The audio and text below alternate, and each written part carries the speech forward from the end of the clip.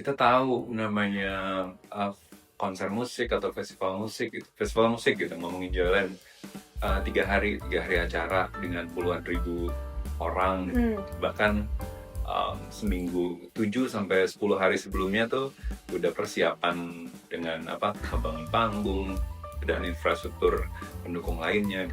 Itu pasti meninggalkan banyak sampah yang besar banget, dan kayaknya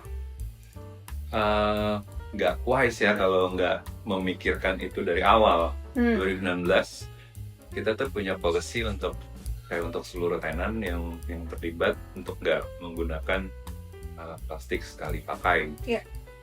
Itu ada yang langsung cabut gitu, ada yang diketawain sama marah gitu, katanya nggak mungkin dong melakukan itu. Pertanyaannya lumayan kencang dan banyak gitu, kayak kita menerapkan air putih itu, air mineral itu free, bisa ada banyak titik yang bisa diakses dan itu gratis.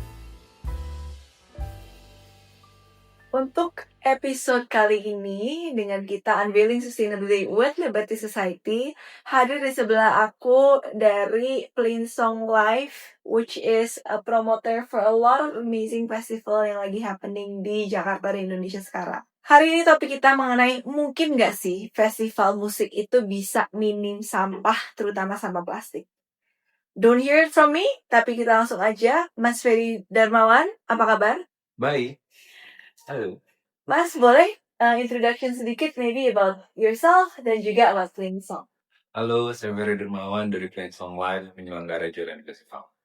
Plainsong Live itu company yang kita sejak 2009 aktif untuk memproduksi konser dan festival musik. Kalau boleh diceritain, what got you into this industry? Sebagai penonton dulu kali ya, sebagai penonton senang nonton konser, senang datang ke festival musik, terus merasa punya suara dan kayaknya pingin aja gitu bikin sesuatu yang versi kita gitu kayak untuk penawaran alternatif ke audiens. Ketika kita membicarakan alternatif, can you tell us about konsepnya Jalan Festival itu seperti apa yang berbeda di mana? Kita percaya kalau bikin konser atau bikin festival tuh sebenarnya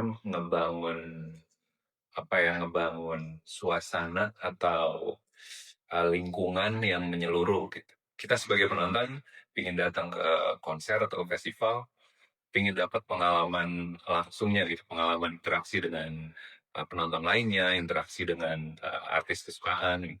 Jadi harus menyeluruh gitu, nggak bisa hanya untuk artisnya aja yang besar gitu. Misalkan datang untuk artisnya, tapi kalau misalkan dia nggak mendapat pengalaman yang baik saat masuk, misalkan, terus saat lapar dan melihat antrian segala macam, atau saat ke toilet, atau saat kayak fasilitas pendukungnya nggak memberikan dampak yang positif, mungkin akan kapok juga, dan itu kayaknya nggak baik juga buat ekosistem si industri pertunjukan musik itu. Jadi kita lumayan fokus ke sana, lalu dari situ mungkin bisa ada turunan-turunan kayak fasilitas apa yang mau kita siapkan atau tawarkan gitu kali ya. Dan ini udah mendapatkan crowd dan niche market sendiri yang memang juga mengappreciate dan melihat aspek-aspek tersebut dalam the whole experience of festival. Salah satu yang kenapa kita ngundang Mas Ferry hari ini adalah dalam unsur keberlanjutan. Jadi Festival Jolan ini di industri kreatif yang terkesan banyak banget mengeluarkan limbah sampah yang gak termanage. Apa sih yang dilakukan sama Jolan Festival dan Mas Ferry untuk menangani ini? Kita tahu namanya konser musik atau festival musik gitu, ngomongin jalan 3 hari acara dengan puluhan ribu orang, bahkan seminggu 7 sampai 10 hari sebelumnya tuh udah persiapan dengan ngebangun panggung dan infrastruktur pendukung lainnya. Itu pasti meninggalkan banyak sampah yang besar banget, dan kayaknya nggak wise ya kalau nggak memikirkan itu dari awal gitu. Cuma kita tahu kita mulai ini udah dari ya mungkin lebih fokus lagi sejak 2019 kali ya. Pingin melakukan sesuatu cuman kayak nggak merasa bersalah banget gitu. Terus juga tapi juga paham gitu saat itu nggak banyak nggak banyak apa ya, kita tuh nggak ada pijakan aturan gitu dari pemerintah Iya. gitu misalkan. Karena kita melakukan jualan ini 2 kali setahun gitu di Bali dan di Jakarta. Kalau di Bali mungkin hal-hal seperti ini udah lebih karena ada aturan dari pemerintah em, provinsinya gitu. Dan itu juga kayak udah dilakukan berapa tahun, cukup lama dan lumayan kesehariannya tuh di masyarakatnya lumayan paham gitu. Lebih aware. Lebih aware gitu. Jadi mungkin lebih mudah Iya. dibanding di Jakarta yang kayaknya masih apa masyarakatnya juga banyak yang juga tingkat awareness-nya nggak sebegitu tinggi Iya. soal itu. Ini pengalaman 2016 kita tuh punya policy untuk kayak untuk seluruh tenan yang terlibat untuk nggak menggunakan plastik sekali pakai. Iya. Itu ada yang langsung cabut gitu, ada yang diketawain sama marah gitu, katanya nggak mungkin dong melakukan itu gitu. Ngerti sih gitu, buat buat mereka kan ini cost tambahan. Iya. Tapi sebenarnya kalau buat kita juga itu cost tambahan, cuman kan pola pikir aja gitu kalau emang dari awal udah di set kayaknya itu nggak bisa dianggap satu cost yang memberatkan gitu. Mungkin ya kalau emang udah di set dari awal kayaknya itu sesuatu yang lumrah nggak sih harusnya. Mereka juga sekarang semuanya nggak apa-apa.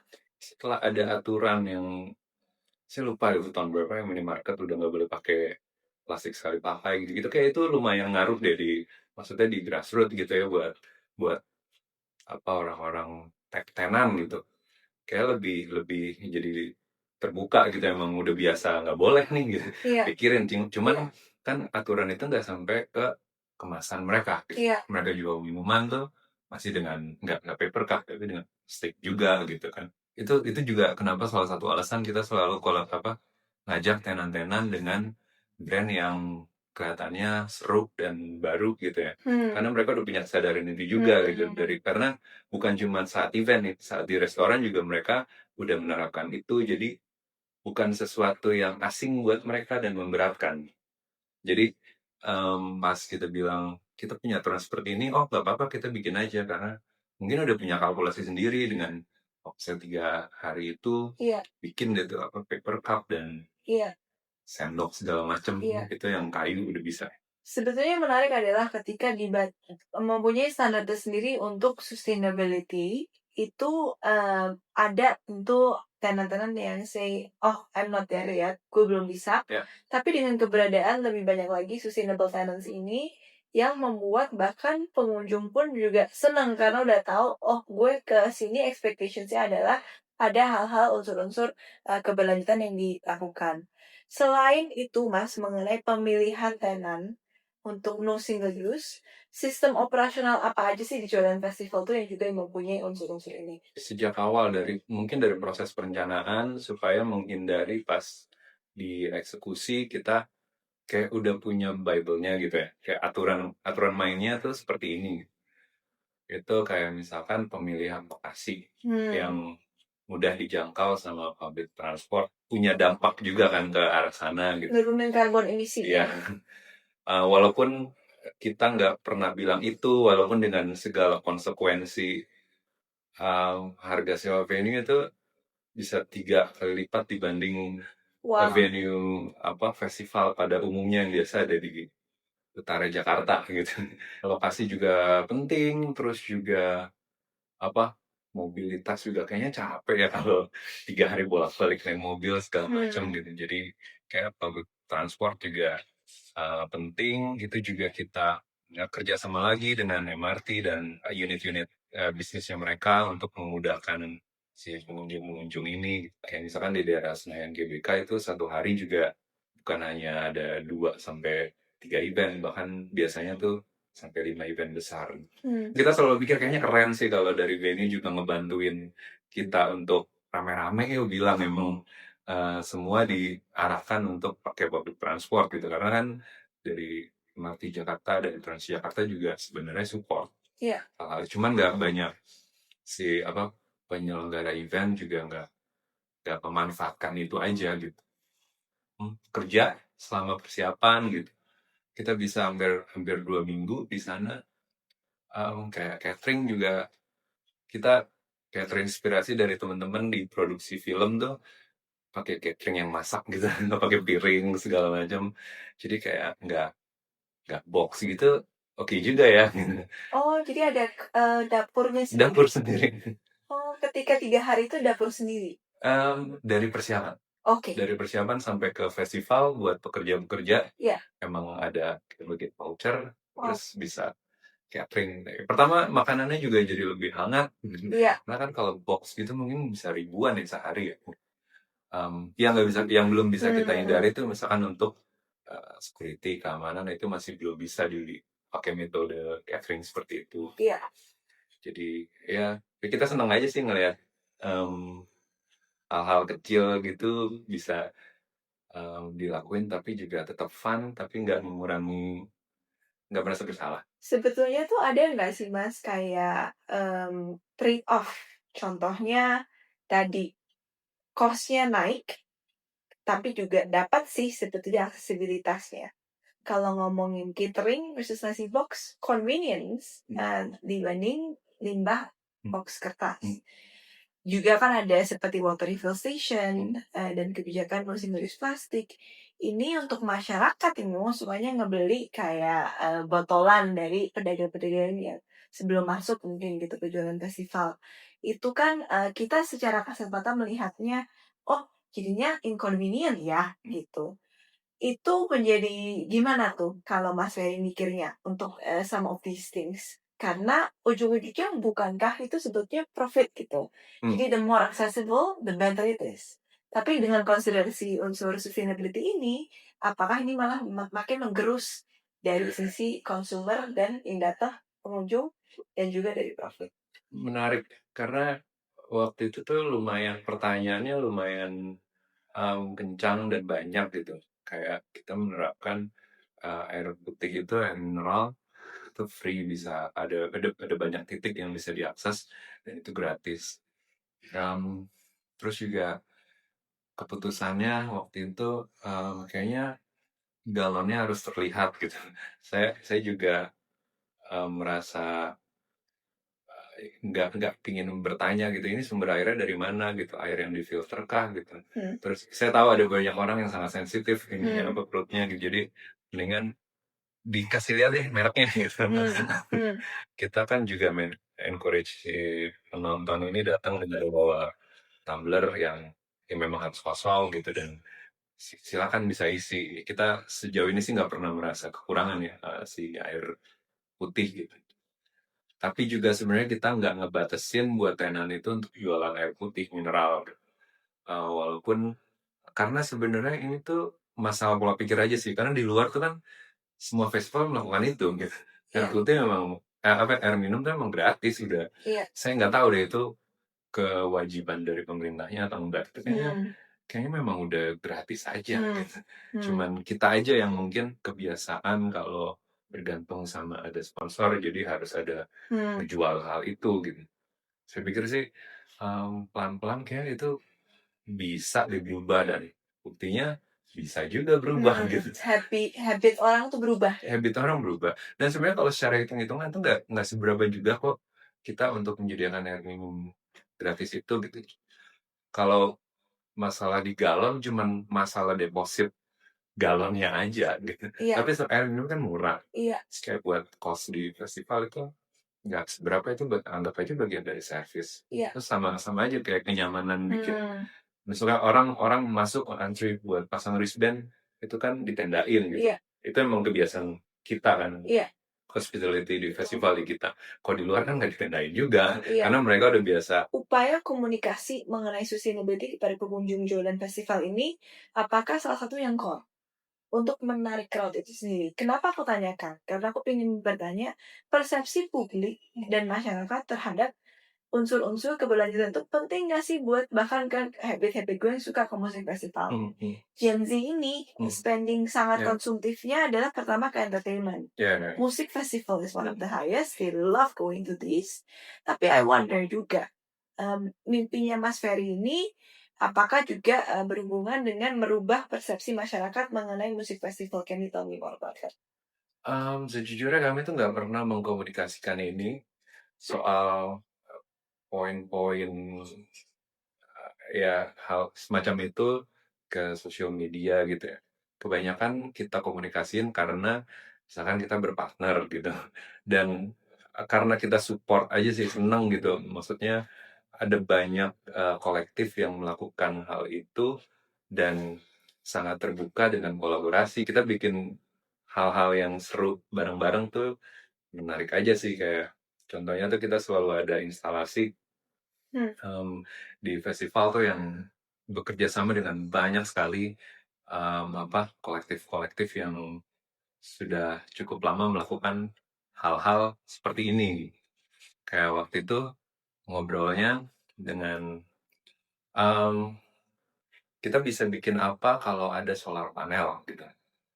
Oke, kita bikin instalasi aja, didesain sebagai semenarik mungkin sama studio desain display. Outputnya ini mungkin bisa buat charging station. Jadi ada puluhan yang memang bisa diakses gratis gitu. Kita tuh lumayan selalu bikin kayak untuk tenan-tenan F&B gitu. Instalasi apa booth mereka tuh selalu bikin paling kita retouch setiap festival gitu sampai ke waktu itu mau bikin instalasi ini ada barang-barang yang sisaan gitu bisa dijadiin instalasi apa ya gitu. Jadi setiap edisi tuh selalu berubah karena kan ngelihat ada apa gitu. Iya. Baru kita coba pikirin deh gitu. Iya. Itu waktu itu ada bekas-bekas kayak pakaian, kain-kain yang kain di dalam tenda itu ada yang masih bisa dipakai, tapi kalau yang udah saking kotornya nggak bisa dipakai nih. Jadi kita bikin instalasi, kita kita bikin instalasi ubur-ubur gitu waktu itu dari kain-kain bekas gitu ya. Ini juga salah satu yang kita percaya tuh penonton kita tuh kayaknya nggak bisa disodorin harus begini, harus begitu gitu. Tapi mungkin dikasih contoh aja. Kalau emang kita udah melakukan itu, kalau dia tahu itu ya kayak instalasi itu kan sebenarnya selalu ada keterangan kayak artist statement gitu kalau Iya. ini kerjasama antara Iya. banyak pihak, terus ini fokusnya di misalkan olah plastik di apa tutup-tutup bekas botol minum itu bisa dijadiin apa gitu. Nah, tinggal mereka kalau tertarik kan akan cari tahu sendiri. Betul. Jadi kayaknya hal seperti itu yang kita percaya lebih efektif deh dari strategi komunikasi dibanding kita ya jejelin informasi. Betul. Itu aku suka banget karena tadi juga Mas Ferry bilang the whole experience matters, tapi dengan menambahkan elemen sustainability ini untuk mereka melihat sendiri bisa seperti apa dan bisa keren loh gitu. Itu kan kayak kita repurpose, tapi bukan menjadinya second grade. Repurpose bisa jadi art installation bisa keren dan juga mereka lihat dan suka. Kalau secara post event gitu. Kebanyakan memang kita dapatnya tuh post event gitu, dapat apa comments gitu dari penonton yang datang. Tapi juga belakangan tuh lumayan banyak masukan sih kayak dihitungin dong jejak karbon dari satu ini gitu kan. Ya kita tahu hal-hal seperti itu tuh butuh budget juga gitu. Iya. Terus belum ketemu partner yang cocok aja waktu itu. Kayaknya ketemu, maksudnya ada yang approach kita, tapi waktunya nggak memungkinkan buat mereka berhitung gitu kayak terlalu dekat deh mungkin nextnya bisa jauh-jauh hari gitu. Walau sebenarnya kita juga tahu resiko karena kebanyakan international artis terbang juga jauh, pasti juga itu jauh lebih besar untuk si jejak karbonnya itu. Iya. Ya, mungkin untuk menginspirasi dari cerita pengalaman Mas Ferry ini untuk menyelenggarakan dari perencanaan sampai operasional sampai post event bahkan komunikasi yang didesain sedemikian rupa towards sustainability. Berarti gimana nih Mas? Mungkin nggak kalau misalnya musik festival di industri kreatif ini juga mengikuti? Belakangan tuh saya sering ke festival musik di luar negeri, lebih ke nyari inspirasi. Cuman sebenarnya banyak contoh-contoh yang menarik untuk kok mereka bisa melakukan hal ini ya, kok mereka bisa melakukan hal ini gitu. Tapi tuh setelah saya cari tahu, kebanyakan memang mereka bergerak atau keputusan itu berawal dari memang ada aturan dari pemerintah daerahnya tempat si venue itu. Misalkan di Australia gitu, antara satu negara bagian dengan bagian lainnya bisa bisa beda tuh, habitnya orang berbeda gitu. Iya. Terus umurnya juga gitu. Ada festival yang mungkin lebih 20 akhir sampai 30 ke atas gitu, mungkin lebih gampang diatur dibanding yang masih Mudah-mudahan. 20-an gitu kan. Iya. Biasanya mereka lebih lebih ketat tuh, kayak masuknya kayak nggak bisa dioper tiketnya segala macam gitu. Dan ada kaitan-kaitan ke kemana-mana jadinya gitu. Kayak kalau di Australia kayak udah umum banget ya, udah dari 10 tahun yang lalu mungkin kayaknya emang boleh pakai kaleng, tapi begitu masuk ke concert hall-nya pindahin ke paper cup gitu. Kalau di kita kan itu waktu itu kita coba juga lumayan sering diomelin gitu, karena kan itu brand ya buat si pemilik brand itu, mereka pinginnya kan di kaleng itu kan brandnya terlihat gitu, nggak mau dipindahin ke paper cup. Kayak sponsor-sponsor kita juga seperti itu gitu kan, kita ada sponsor minuman juga. Jadi kita tawarkan, kita bikin paper cup tapi kita cap logo mereka. Itu yang dilakukan. Itu yang kita coba tawarkan, kita lakukan itu sebenarnya nyari tengah sih. Gimana caranya gitu, dan ngebayangin kalau emang kita bisa kompak tapi ngerti juga nggak bisa kita karena ini kaitannya sama cost gitu yang tinggi, nggak bisa juga memaksa yang lain, teman-teman promotor untuk melakukan hal itu, kayaknya kalau nggak ada aturan dari pemerintah ini. Ya, satu adalah push factor dari pemerintah. Kedua, seperti pemain industri ini pun juga kan menjadi differentiator tersendiri. Mungkin hanya certain segment of promotor yang bisa melakukan ini. Karena udah masuknya yang kebal-kebal banget, juga menurut aku agak sangat profit marginnya tipis.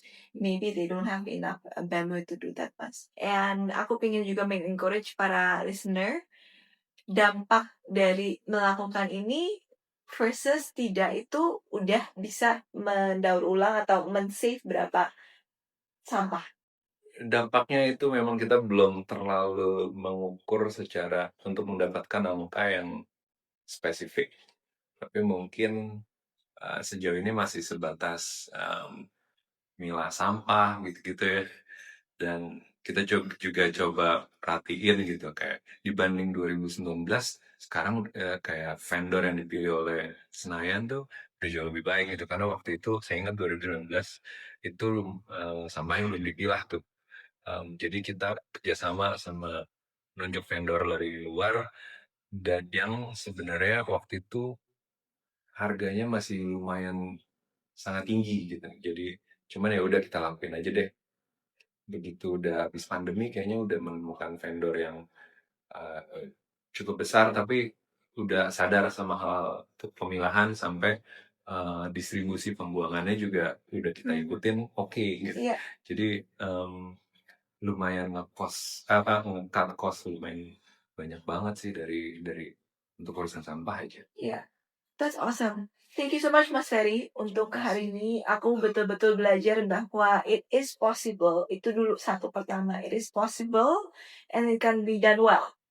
Karena itu menjadi barometer dan sadar untuk teman-teman di industri kreatif untuk terus juga melakukan hal yang sama dan nge-push industri ini bareng. Harus kolaborasi bersama memang.